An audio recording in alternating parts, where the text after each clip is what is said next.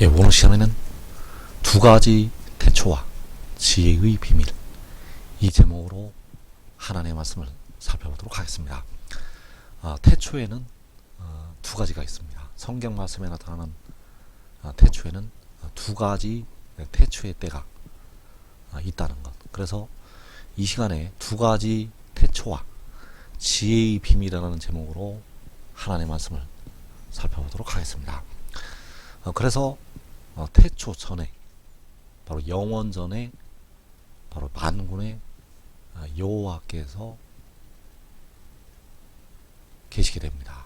자, 여호와께서는 태초보다도 먼저 영원 전부터 계신 스스로 있는 자가 되시겠습니다. 그리고 태초가 있게 되고 또 두 번째 태초가 나타나게 되고 그리고 이제 마지막 때가 오게 됩니다.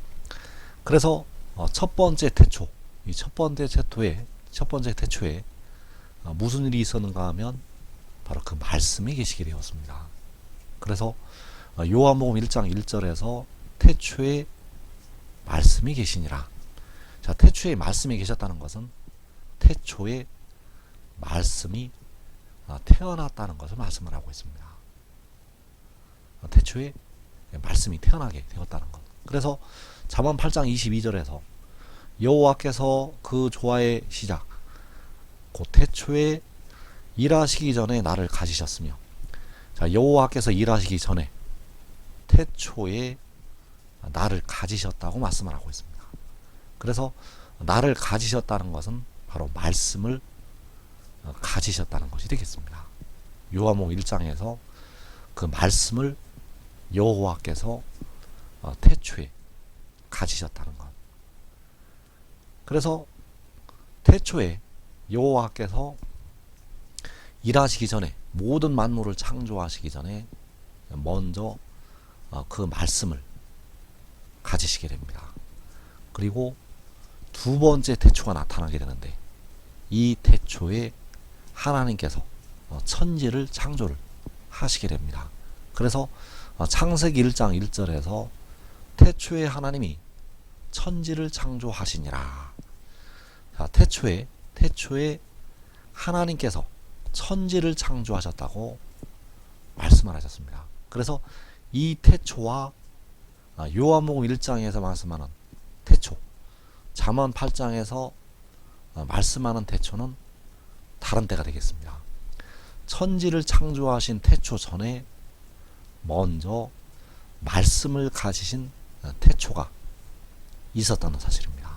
그래서 여호와께서 태초에 지혜, 바로 말씀을 가지시게 되었고, 그리고 태초에 천지를 창조하시게 되었습니다. 그래서 태초 전에 스스로 있는 자, 만군의 여호와께서 계시게 되었고, 그리고 태초에 여호와께서 말씀, 바로 지혜를 가지시게 되었습니다.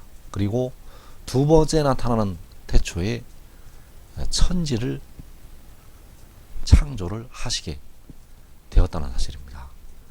그래서 그 태초에 말씀이 계셨다고 요한복음 1장에서 말씀을 하고 있고, 잠언 8장에서 여호와께서 그 조화의 시작 곧 태초에 일하시기 전에 나를 가지셨다고 말씀을 하고 있습니다. 그래서 그 태초에 아들이 아버지에게서 나오게 됩니다. 그래서 요한복음 16장 28절에서 내가 아버지에게서 나와. 자, 내가 아버지에게서 나왔다는 것은 말씀이 아버지에게서, 바로 여호와에게서 나왔다는 것이 되겠습니다. 그래서 그 말씀이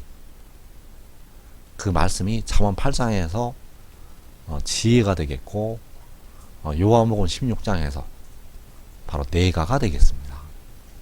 그래서 내가 아버지에게서 나온 것은 태초가 되겠습니다.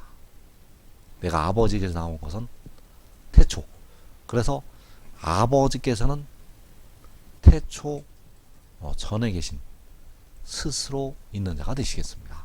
또 요한복음 7장 29절에서 나는 아노니 이는 내가 그에게서 났고, 자, 내가 그에게서 났다는 것은 아들이 아버지에게서 났다는 것이 되겠습니다. 내가 그에게서 났다는 것은 아들이 아버지에게서 났다는 것. 그래서 이때가 바로 태초가 되겠습니다.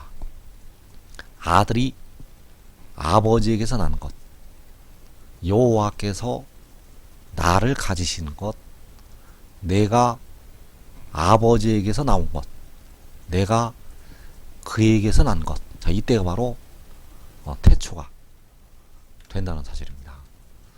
그래서 만군의 여호와께서 태초전에 계신 스스로 있는 자,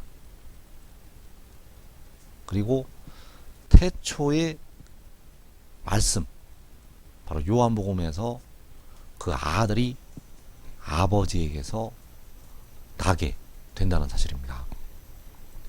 그리고 이제 마지막 때가 오게 되는데, 이 마지막에 태초에 태어나는 말씀을 세상으로 보내시게 됩니다. 이 마지막에 여호와께서는, 태초전에 계신 여호와께서는 태초에 가지셨던 그 말씀을 마지막에 이 세상으로 보내신다는 것. 그래서 요한복음 16장 28절에서 세상에 왔다는 것이 태초에 태어난 아들이 세상에 왔다는 것이 되겠습니다. 그래서 그가 세상에 오는 이유는 백성들의 연약한 육신을 속량하기 위해서 세상에 오게 됩니다. 태초전에 계셨던 여호와께서는 백성들의 영혼을 속량을 하시게 되고, 그 영혼을 속량하시기 위해서 십자가를 지시게 됩니다. 그래서 십자가를 지인 주님께서는 본래가 만군의 여호와 아버지가 되시겠습니다. 그리고 그 십자가를 지인 주님께서 태초에 가지신 말씀, 그 말씀이 마지막에 백성들의 무덤으로 들어가는 연약한 육신을 속량하기 위해서 내려오게 됩니다. 그래서 로마서 8장 3절에서 율법이 육신으로 말미암아 연약하여 할 수 없는 그것을 하나님은 하시나니 곧 죄로 말미암아 자기 아들을 죄 있는 육신의 모양 안에 보내요. 자, 하나님께서 연약한 육신의 죄로 말미암아 썩어짐의 종로로 타고 있는 연약한 육신의 죄로 말미암아서 자기 아들을 보내시게 됩니다. 자기 아들을 죄 있는 육신의 모양 안에 보내시게 됩니다. 그래서 십자가를 지인 주님은 본래는 아버지 하나님이 되시겠는데 자신을 낮추어서 아들의 모양으로 오신 것이 되겠습니다. 본래는 여호와 아버지, 그리고 태초에 태어나는 그 말씀, 그 말씀이 백성들의 연약한 육신의 죄를 속량하기 위해서, 연약한 육신의 죄로 말미암아 보내심을 받게 됩니다. 그래서 여기에서 그 육신의 죄로 말미암아 보내심을 받는 자기 아들이 하나님께서 감추신 진짜 아들이 되겠습니다. 그래서 그 아들이 언제 오게 되는가 하면 마지막에 오게 됩니다. 그래서 디모데전서 3장 16절에서 바울이 그 지혜의 비밀을 기록을 해놓았습니다. 그래서 그는 육신 안에 나타난 바 되시고, 자, 그가 육신 안에 나타나는 것이 세상에 오는 것이요, 하나님께서 육신의 모양 안에 자기 아들을 보내시는 것이 되겠습니다. 그가 육신 안에 나타나는 것은 하나님께서 죄 있는 육신의 모양 안에 자기 아들을 보내시는 것. 그래서 이것이 바로 계시록 12장에서 여자가 아들을 낳는 것이 되겠습니다. 계시록 12장에서 여자가 아들을 낳는 것은 그가 세상에 오는 것이요 하나님께서 연약한 육신의 죄로 말미암아 자기 아들을 보내시는 것, 바로 그가 육신 안에 나타나는 것이 되겠습니다. 그래서 태초 전에 여호와께서 스스로 있는 자가 되시겠고, 그리고 태초에 그 아들을 가지시게 됩니다. 그리고 태초에 천지를 창조를 하시게 되고, 그리고 마지막에 그 태초에 태어난 아들을 보내시게 됩니다. 그래서 마지막에 이 지혜가 하늘에서 내려오게 됩니다. 그래서 마지막에 그 지혜가 하늘에서 내려오게 되고, 그가 하늘에서 내려온 것이 세상에 오는 것, 바로 하나님이 자기 아들을 보내시는 것, 그가 육신 안에 나타나는 것이 되겠습니다. 그래서 그 육신 안에 나타나는 그가 바로 그 영이요, 고린도전서 15장에서 살려주는 영이 되겠습니다. 그 살려주는 영이 육신 안에 나타나게 됩니다. 그래서 이때가 바로 마지막. 그리고 두 번째 마지막이 또 나타나게 되는데, 이 마지막에 그가 다시 세상을 떠나서 아버지께로 가게 됩니다. 자, 세상에 왔는데 세상에 왔다가 다시 세상을 떠나 아버지께로 간다는 것. 그래서 그가 세상에 와서 연약한 백성들의 육신을 속량을 하고, 그 육신의 죄를 속량을 하고 다시 세상을 떠나서 아버지께로 가게 됩니다. 그래서 그가 다시 세상을 떠나 아버지께로 가는 것이 호세아 1장 11절에서 그 땅에서부터 올라오는 것이 되겠습니다. 그 땅에서부터 올라오는 것은 그가 다시 세상을 떠나서 아버지께로 가는 것. 그래서 이에 유다 자손과 이스라엘 자손이 함께 모여 한 우두머리를 세우고 그 땅에서부터 올라오리니, 자, 이 한 우두머리가 태초에 태어난 아들이 되겠습니다. 그 태초에 태어났던 아들이 세상에 왔다가 그 태초에 태어난 아들이 다시 세상을 떠나서 아버지께로 간다는 것. 그래서 이 한 우두머리가 태초에 태어났다가, 이 한 우두머리가 세상에 왔다가, 이 한 우두머리가 다시 세상을 떠나서 아버지께로 간다는 것. 그래서 다시 세상을 떠나 아버지께로 가는 것은 그 땅에서부터 올라오는 것이 되겠습니다. 아버지께로 가는 것은 그 땅에서부터 올라오는 것. 그래서 태초 전에 만군의 여호와 아버지 스스로 있는 자가 계셨고, 그리고 태초에 여호와께서 지혜를 가지시게 됩니다. 그 지혜는 아들이요, 그 지혜가 바로 독생자가 되겠습니다. 그래서 십자가를 지은 주님은 독생자가 아니요 스스로 있는 자, 만군의 여호와 아버지가 되신다는 사실입니다. 여호와께서는 지혜보다, 독생자보다 먼저 계신 스스로 있는 자가 되시겠습니다. 그래서 그 태초에 아들을 가지시게 되고, 그리고 태초에 천지를 창조하시게 됩니다. 태초에 천지를 창조하시게 되고, 그리고 마지막에 그 태초에 가지셨던 지혜가 하늘에서부터 이 세상으로 보내심을 받게 됩니다. 그리고 그 보내심을 받았던 지혜가 다시 세상을 떠나서 아버지께로, 바로 하늘로 가게 됩니다. 그래서 지혜가 하늘에서 내려와서 그 땅에서부터 올라오기까지 그 사이에 이 땅에서 무슨 일이 일어나게 되는가.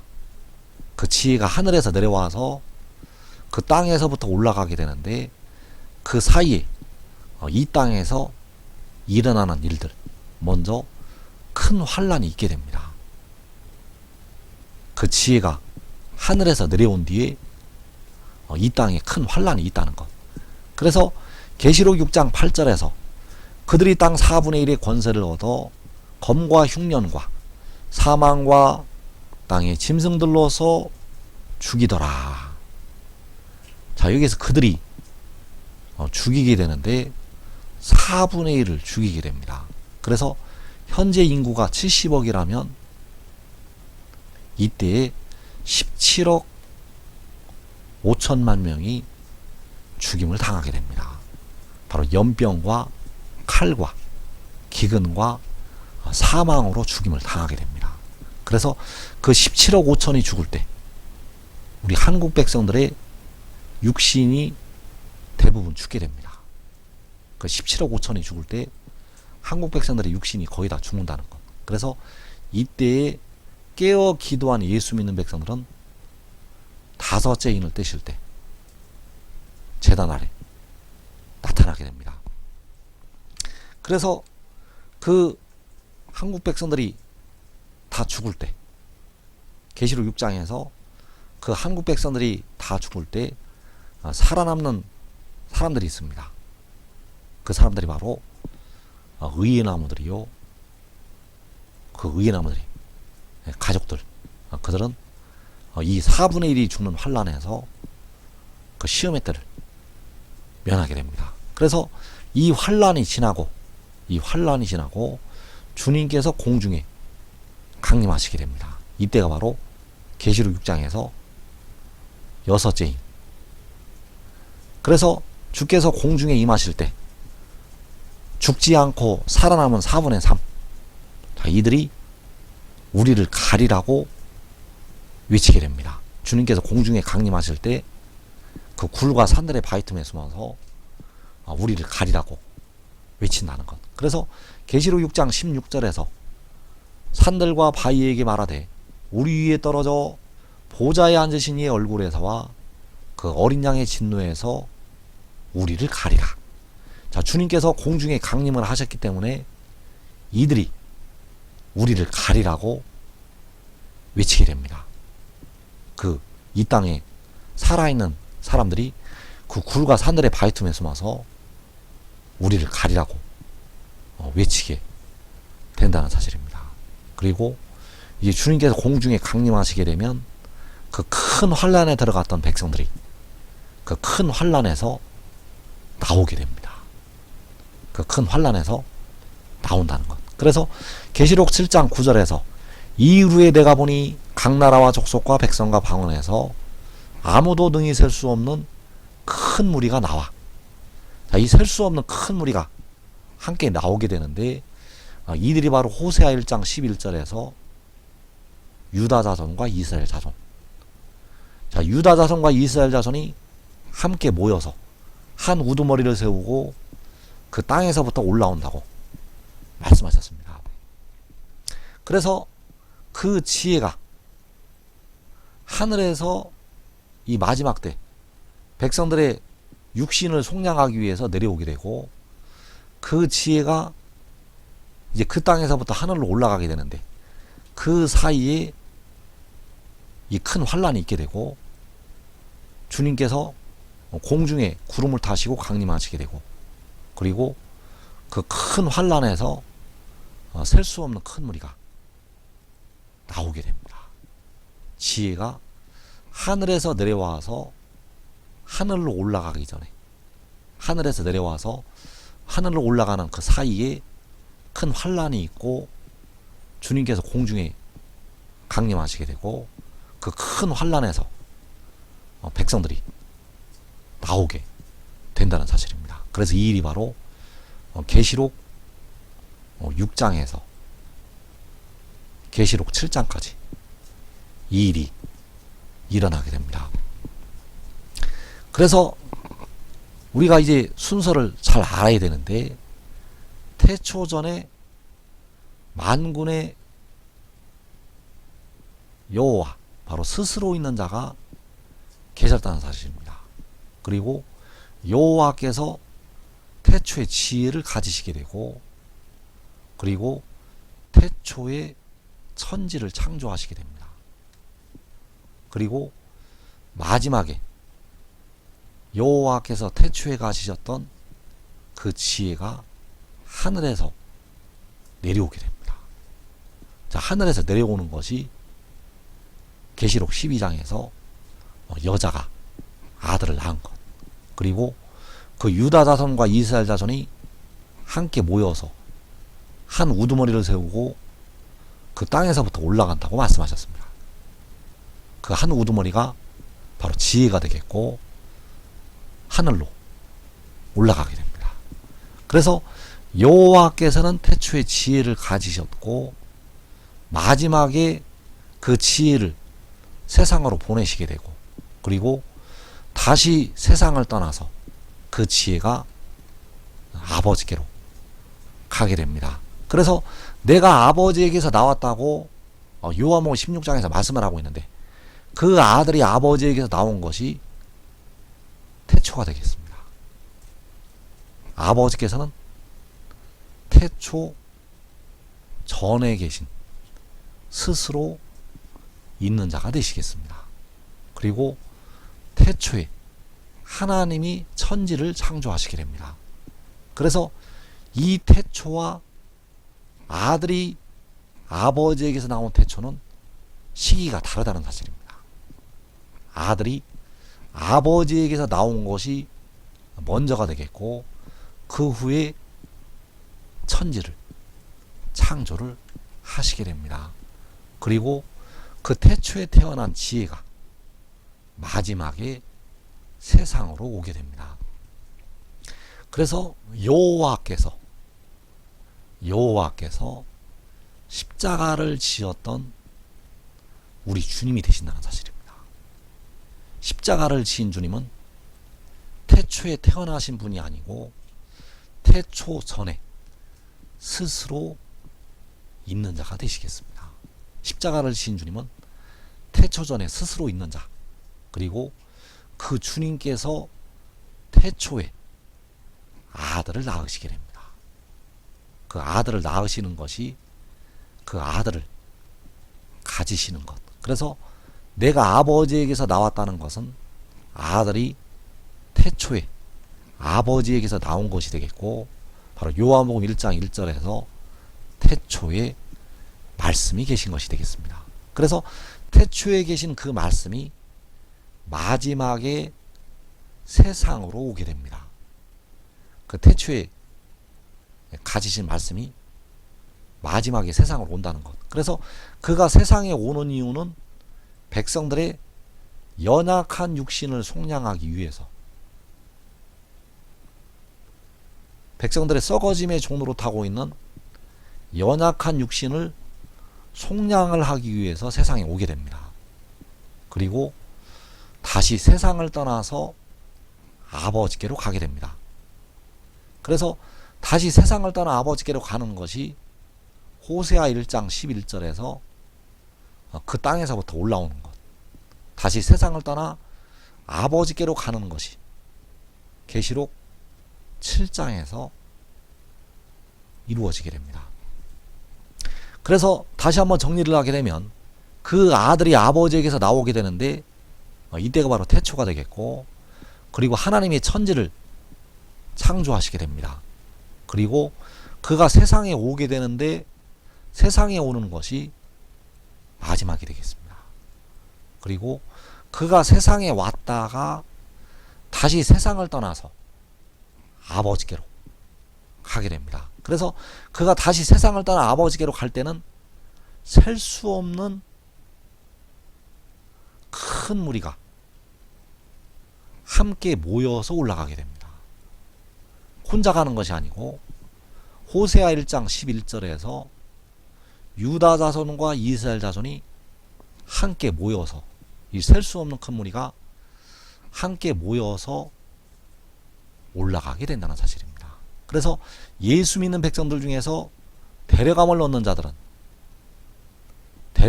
자들은 그와 함께 그 땅에서부터 올라가게 됩니다. 그래서 지금 하나님의 비밀을 깨닫고 이 말씀을 증거하는 것을 믿고 따르는 자들은 이 땅의 시험의 때를 면하게 됩니다. 이 시험의 때에 하나님의 집에서 심판이 시작이 되고 우리 한국 백성들의 육신은 대부분 죽게 됩니다. 이 시험의 때에 우리 한국 백성들의 육신은 거의 다 죽는다는 것. 그러나 지혜를 따르고 지혜를 믿는 자들은 자기와 자기 가족이 살아서 영생으로 들어가게 되고 또 영생에 이르게 될 많은 백성들을 열매로 거두게 됩니다. 이 복된 자리에 꼭 들어가기를 축원합니다.